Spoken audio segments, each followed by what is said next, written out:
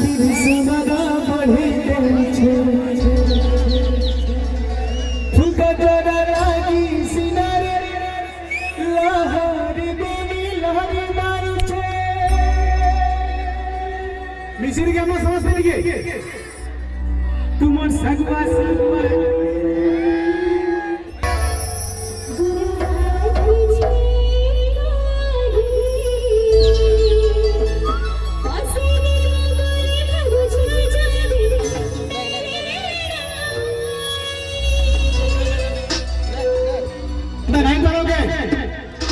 पार्वती फसे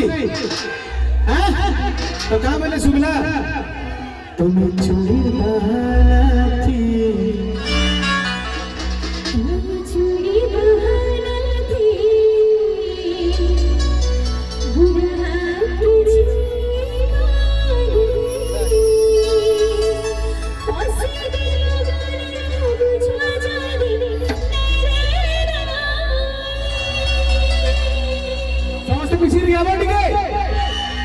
तुम्हें नहीं नहीं कहेंगी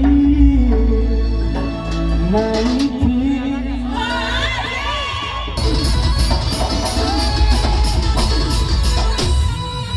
तुम्हें सुनिए तुम्हें दिशा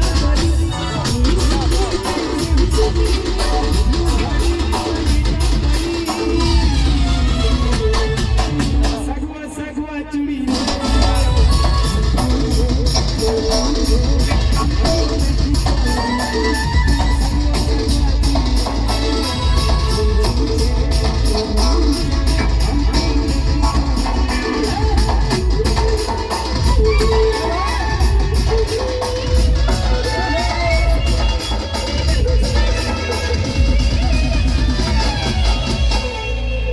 नहीं बोले गेल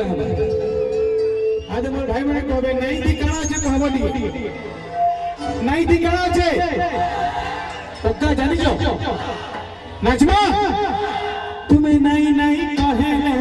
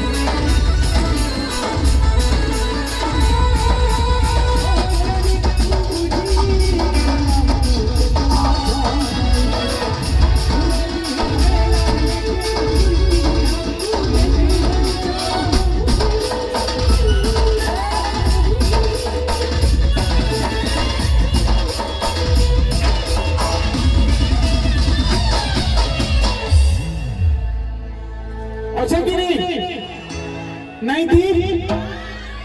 नहीं थी तो कतो तुम्हें नहीं नहीं कहेले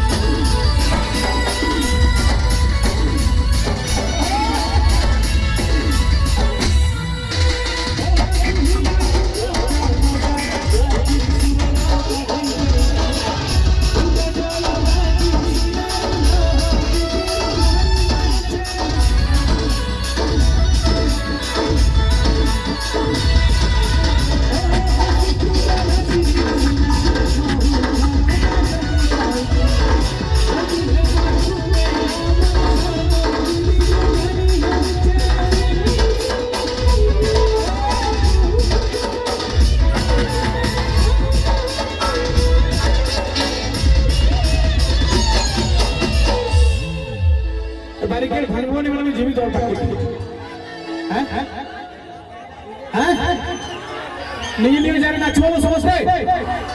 କିଏ ଇଣ୍ଡିସିପ୍ଲିନ କରବନି ହେଲା ତୁମେ ନାଇଁ ନାଇଁ କହେଲେ